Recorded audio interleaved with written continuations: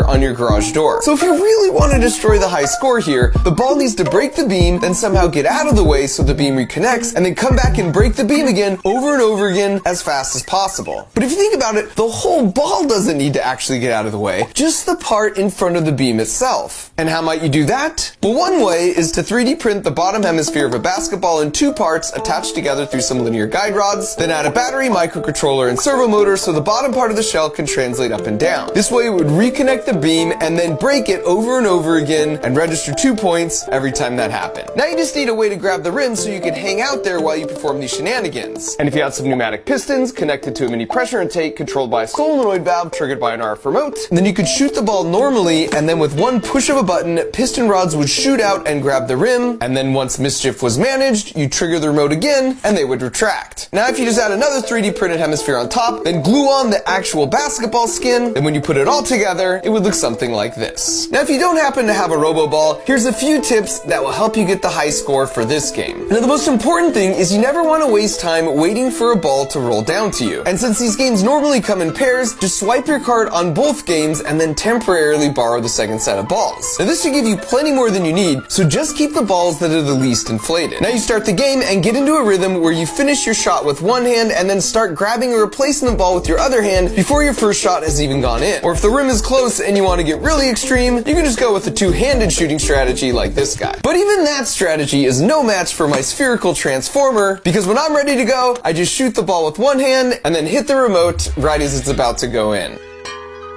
And now as the ball just sits there articulating, I simply watch those sweet, sweet points rack themselves right on up.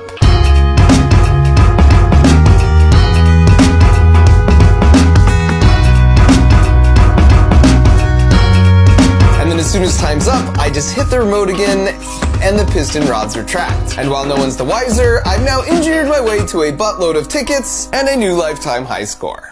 Next up is a really popular game called Quick Drop, where you hit this button to release these ping pong balls at the right moment, and if you get all 50 ping pong balls into the buckets within the 22 seconds allotted without missing any shots, then you hit the mega jackpot. But the thing is, to get all 50 balls in before the time runs out, there's essentially no margin for human error. Which is good news for me, because robot backpacks don't make human errors. Now you notice when I walk up, I can just set the backpack down and it self-registers right in place. The trick here is we 3D printed an exact negative replica of the button housing on the game. And this piston rod that pokes through and pushes the button on the game is attached to this solenoid that's controlled by this Arduino microcontroller, and it tells it the exact timing needed to beat the game. Now if you're trying this on your own, here's what you need to know. To successfully do this in 22 seconds, you have to drop 4 balls in each bucket, except in 2 buckets, you've got to drop 5. Now dropping 5 into these 2 buckets isn't impossible, but the timing's so tight, it's really hard to pull off without them hitting the rim and bouncing out. Now the jackpot starts at 500 tickets, and every time someone loses, it goes up by 2 tickets, and each time that happens, the game gives you just a little more total time on the clock. And so if you ever see the jackpot at more than 625 tickets, enough time is now on the clock where you only need 4 balls per bucket to win, and it's definitely worth trying it a few times because that makes it so much easier to pull off. Alternatively, if you're too impatient to wait for the jackpot to rise up, you can just go to school for 6 years to get a degree in mechanical engineering and do it this way.